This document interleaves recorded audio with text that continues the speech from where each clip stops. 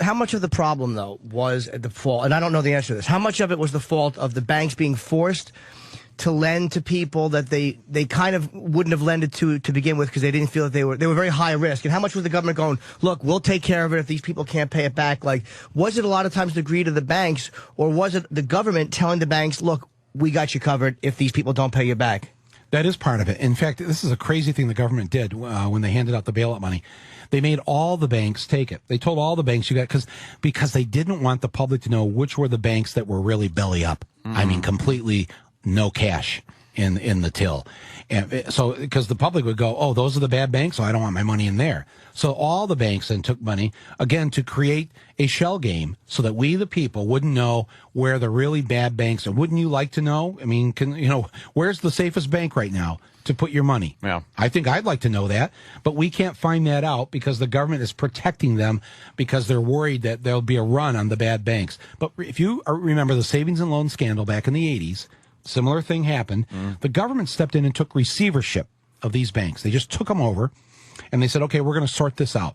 And these banks over here that have been fucking around, you're out. Right. These banks, okay, you're solid. You stay. And then they turned it back over to the banks, and it saved the system at that moment. That's not what they did this time. They didn't say, okay, we're sending in the feds. We're going to straighten this mess out. We got to protect the people's pensions. Well, that's not what they did. Doled out money. They just doled it out. Hope for the best. Hope for the best. That they were going to do the right thing. But they doled it out to crazy people who then, the same chairmen are still there. The same people. Yeah, that's something Bank I of America. completely don't agree with. No heads rolled during this whole thing. It was a giant clusterfuck, and no heads really rolled. Right. On it's this. it's like giving your kid something and the kid just is reckless with it and breaks it. And you see this happen, right? Just totally reckless. Mm-hmm. And you say to your kid, "Oh, have another one." And then they break that one. "Oh, have another one." I mean, that's what's going on here.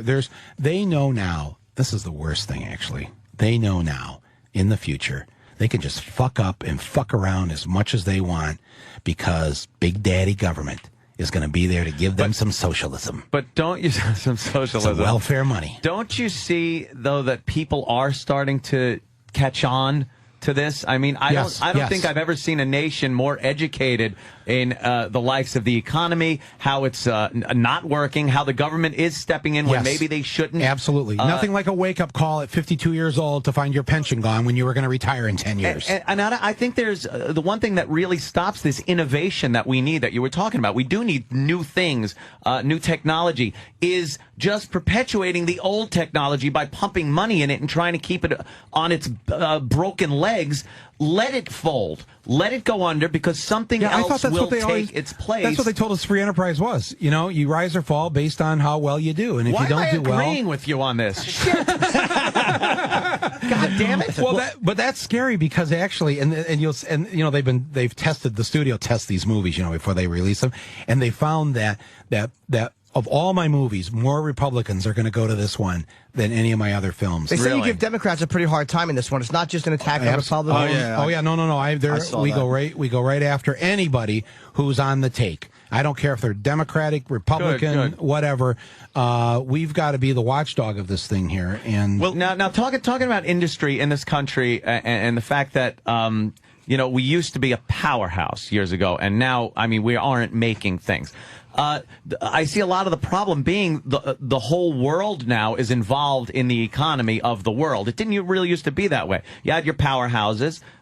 We were one of them, the top one. But now there's so many other countries involved that are using virtual slave labor. How is the United States supposed to compete with a country like China that is pumping out products at nothing because they're using slave labor? Very easy. How do we do this? Very easy. China can't survive unless we allow their products in. Bottom line. And so we can say to them, you know what? We're not going to sell anything in the United States made by essentially slave labor. But we're supposed to then suck it up and pay more for American products Which Well, it sounds you know what? noble. It sounds noble. But it sounds American. I'll give you that. But the realism of it isn't just CEOs being greedy. This is the American people feeling entitled and greedy and saying, if I could get this product for $2, why am I going to pay $6 for it? And I think that's putting us in a not everyone does that. When I need something. Ed Begley Jr. doesn't.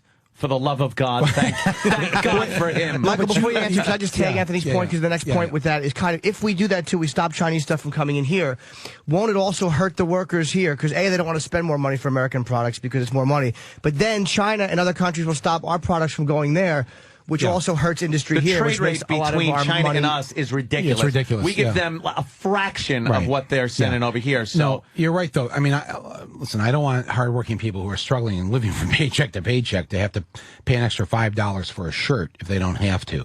But by doing that, too, we've also prevented what really needs to happen here. If you can't afford that shirt, if you can't afford that new car, you might be encouraged to get with your other workers and form a union and negotiate better wages for yourself. I mean, that's what my dad did. That's what my grandfather did. And that's how the middle class was created, because a bunch of working stiffs with no college education said, damn it, you're going to have to pay us a little bit more so we can buy your cars. And Henry Ford, to his credit, realized, I'm not going to sell any cars to a bunch of paupers. I've got to help create a middle class here so I can sell those cars. And when I sell those cars, that means I'm going to put more people to work because all ththese cars are being bought. And then I hire more people, then they buy cars, and kaboom. And then you have what we had for those, few decades where, you had a chance to live a decent. My mom didn't have to work. We lived on one income. A lot of homes now are 3-income homes where the teenager is having to work. That's not the American dream. That's not what I grew up with. That's not what my dad fought for in World War II. And we should just say that's it. That's enough of that. And let's not get hung up with whether we're Democrats or Republicans, liberals or conservatives. We are all in the same boat here. Never seen a bigger divide though than I know. Now. Well, it's amazing. Opie, actually, you saw the movie. I mean, what do you see for the future there, Michael Moore? How does this end? Is it all doom and gloom, or are we looking at Rome? Do you see the people possibly? I got that in the movie. Yeah, I know the opening scene comparing America to the Romans, the fall of the Roman Empire, and also the Jesus thing. Reworking Jesus's lines in an old Jesus movie was pretty funny about pre-existing. That was my homage to you guys to get into, so I can get in trouble. But will the American people ever get so fed up that they do something outrageous in this country, or are we too busy trying to pay our bills? I mean, will there be some kind of revolt? I think there is a revolt right now that's simmering. It's simmering. We all see it, but I mean, will it go away or will it continue? Yeah. How bad does it have to get? I mean, right now, 1 out of every 8 homes is in delinquency or foreclosure. That's just amazing. 1 out of every 8.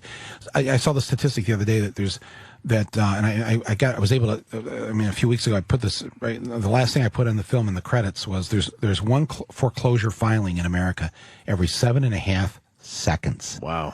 I mean, we are in deep shit here.